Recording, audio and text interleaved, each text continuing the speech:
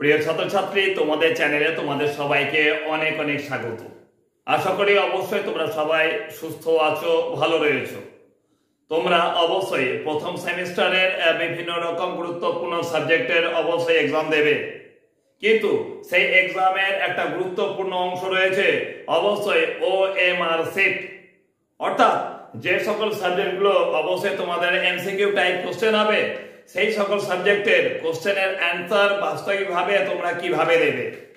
তোমরা সেই প্রশ্নের উত্তর লিখবে না অবশ্যই নির্দিষ্ট অপশন চুজ করবে, কিভাবে ফিল আপ করবে সম্পূর্ণ সেই উত্তরপত্র, সেটা অবশ্যই আজ আমি তোমাদের সঙ্গে আলোচনা করে নেব।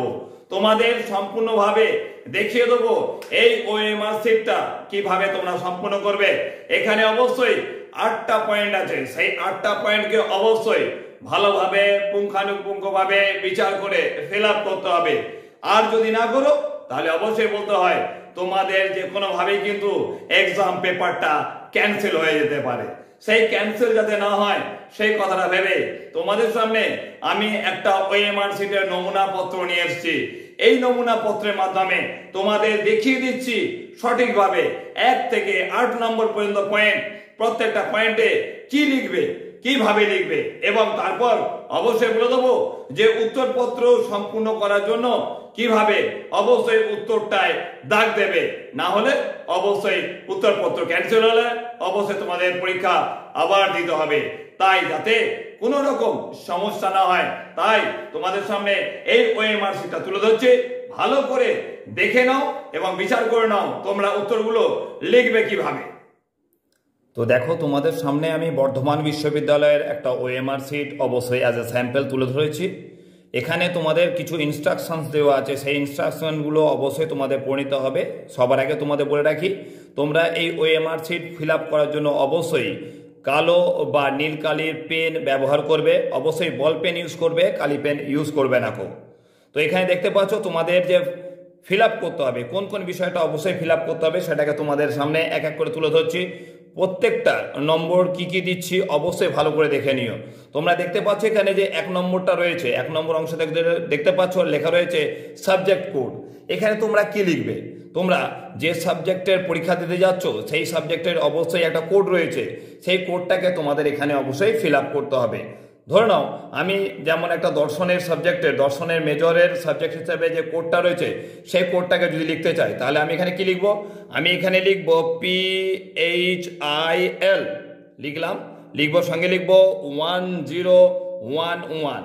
এইভাবে কিন্তু তোমরা কিন্তু অবশ্যই সাবজেক্ট কোডটাকে চুজ করে নেবে। যে সাবজেক্টের পরীক্ষা দেবে সেই সাবজেক্টের কোডটাকে অবশ্যই তোমাদের এখানে লিখতে হবে। 2 নম্বর দেখো এখানে দেওয়া আছে যে ডেট অফ এক্সামিনেশন, কবে পরীক্ষাটা দিচ্ছ। তুমি যেদিন পরীক্ষাটা দিচ্ছ সেই দিনে এখানে ডেট বসাবে। সাপোজ ধরো এখানে যদি 13 তারিখ থাকে তাহলে 1 আর 3 বসাবে, যদি 8 তারিখ থাকে তাহলে 0 আর 8 বসাবে। মাসটা বসিয়ে দেবে, এখানে দুটো ঘর দেখতে পাচ্ছ, এখানে তোমাদের মাসটা বসাবে। এবার এখানে অবশ্যই সালটা লিখবে 2024 2024। এইভাবে কিন্তু তোমরা 2 নম্বর কলামটাকেও পূরণ করবে। তারপর দেখে নাও তোমাদের রোল নাম্বার আসে। রোল নাম্বারটার জন্য অবশ্যই দেখতে পাচ্ছ এখানে দেওয়া আছে 3 নম্বরের রোল নাম্বার। তোমাদের রোল নাম্বার যেটা আছে সেটাকে এখানে পূরণ করবে। সাপোজ ধরো তোমার রোল নাম্বার আছে, আমি নিজের মতো করে একটা বসাচ্ছি, অবশ্যই তোমরা বুঝে রাখবে। তো এখানে আমি ধরো আমার লিখলাম, এখানে 3 লিখলাম, এখানে লিখলাম A লিখলাম, এখানে লিখলাম P লিখলাম, এখানে লিখলাম 5 লিখলাম, সঙ্গে এখানে লিখলাম 3 4, এখানে লিখলাম 0, এখানে লিখে দিলাম 8 7 5 4। এইটা যে লিখলাম, এবার এটা লেখার পর আমায় কি করতে হবে, দেখতে পাচ্ছ আমি এখানে 3 লিখেছি, অর্থাৎ এই যে 3 নম্বর কলামটা রয়েছে সেই 3 নম্বর কলামটাকে আমাকে অবশ্যই কালো বা নীল কালি দিয়ে এভাবে পূরণ করতে হবে। মনে রাখতে হবে এই পূরণ করার সময় যেন এতটুকুও যেন কালিটা যেন বাইরে না বের হয়, অবশ্যই খুব সচেতনভাবে মনে রাখতে হবে। তারপরে এখানে A লিখেছি, তাহলে আমি এটাকে এভাবে সেট করে দিলাম। ভালো করে মনে রাখবে প্রত্যেকটা সেট যেন ভালোভাবে হয়, অবশ্যই মনে রাখবে যেন বাইরে একদম না বেরোয়। কারণ সাধারণত OMR শিটের অ্যান্সারটা অবশ্যই তোমাদের মেশিনে চেক আপ করতে হবে। মেশিনে চেক করলে যদি বাইরে বেরিয়ে যায় তাহলে অবশ্যই তোমাদের OMR শিটটা ক্যান্সেল হয়ে যেতে পারে। তারপর দেখো P আছে, আমি এখানে আরেকটু দেখিয়ে দিই, এটা P লিখলাম। ওকে, Pটাকে আমি এখানে সেট করে দিলাম। এবার Pটা সেট করার পর দেখো 5 আছে, আমি 5টাকে সেট করে দিলাম। ভালো বুঝতে পারছো? এইভাবে কিন্তু এই 3 রয়েছে, 3টাকে, 4 রয়েছে, এখানে 4টাকে, এখানে 0 রয়েছে, এখানে 0টাকে অবশ্যই আমাকে সেট করতে হবে। এইভাবে অবশ্যই আমরা কিন্তু আমাদের রোল নাম্বার রয়েছে সেই রোল নাম্বারটাকে লিখবো। তারপর দেখো তোমাদের যে রেজিস্ট্রেশন নাম্বার, সাপোজ আমি বললাম তোমার ধরো আমার রেজিস্ট্রেশন নাম্বার 45008038455। তাহলে এইভাবে আমি লেখার পর যখন পূরণ করব, প্রথমে দেখালাম কি 4, তাহলে এই 4 নম্বরটা আমি সেট করে দিলাম এখানে। ভালোভাবে দেখতে পাচ্ছ, তোমরা পরিষ্কার ভাষায় বুঝে নাও, তোমরা যে ইউনিভার্সিটি হও না কেন প্রত্যেকের জন্য এটা প্রয়োজনীয়।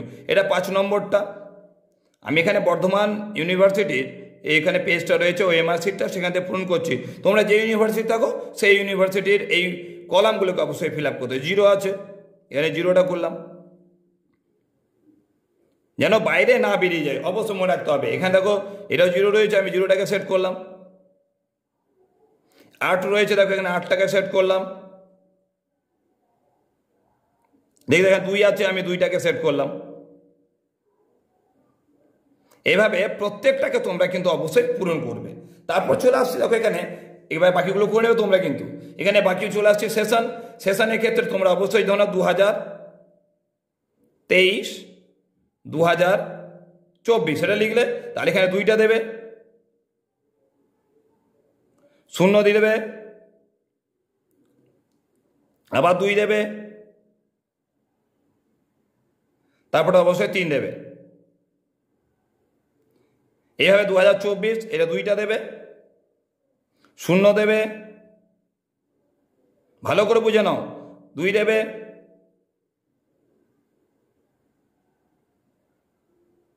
তারপর অবশ্যই 4 করবে। এইভাবে তোমরা সেশনটাকে পূরণ করবে 2023-24 লিখে। এবং এরপর তোমাদের দেখিয়ে দিচ্ছি যে আনসারগুলো যেগুলো সম্পূর্ণ করবে সেই আনসারটা কিভাবে লিখবে।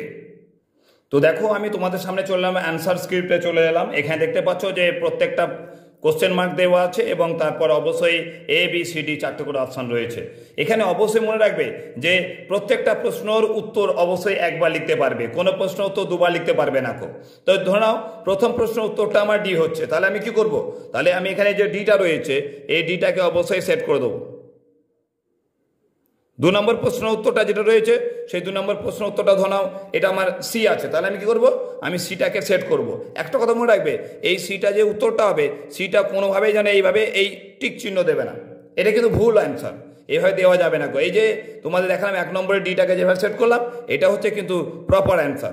বা কোনো সময় তোমার মনে হলো যে তুমি এখানে ধরো এটাকে 3-এরটা উত্তরটা লিখলে, ধরো ডিটা দিলে, এবার 3-এরটা ডি লেখার পর তোমার মনে হলো উত্তরটা ভুল হচ্ছে, তখন তুমি কি করলে না 3-এরটা যদি কেটে দাও, এই 3-এরটা কেটে দিলে, কেটে দিয়ে তুমি আবার বিটাকে সেট করতে গেলে, তাহলে কিন্তু একটা কথা মনে রাখবে এক্ষেত্রে তোমার কি হলো না তোমার অ্যান্সার পেপারটা কিন্তু বাতিল হয়ে যেতে পারে।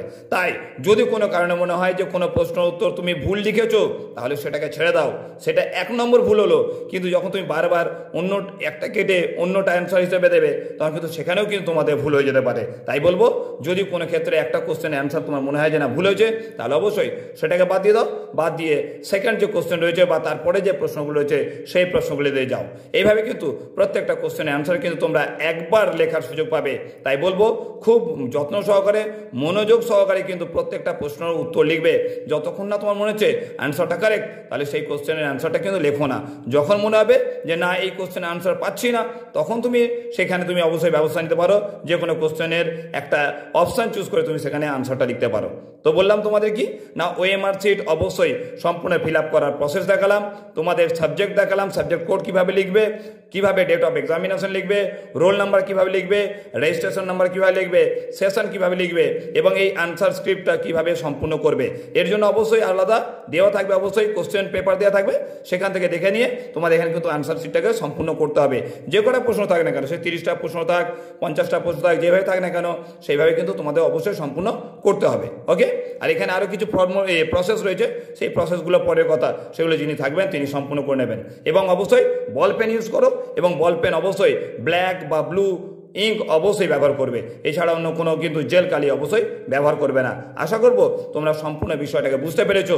যদি তোমার বন্ধু বান্ধব যারা রয়েছে তারা এই বিষয়টাকে না বোঝে, সেই বিষয়টাকে যাতে তারাও বুঝতে পারে, তাই বলবো অবশ্যই এই ভিডিওটাকে তাদেরকেও শেয়ার করো, তারাও বুঝে নিক যে কীভাবে OMR শিট সম্পূর্ণ করতে হয়। এখনকার জন্য এইটুকুই, খুব শীঘ্রই তোমাদের সঙ্গে নেক্সট কোনো গুরুত্বপূর্ণ বিষয় নিয়ে অবশ্যই আসছি। এখনকার জন্য ধন্যবাদ।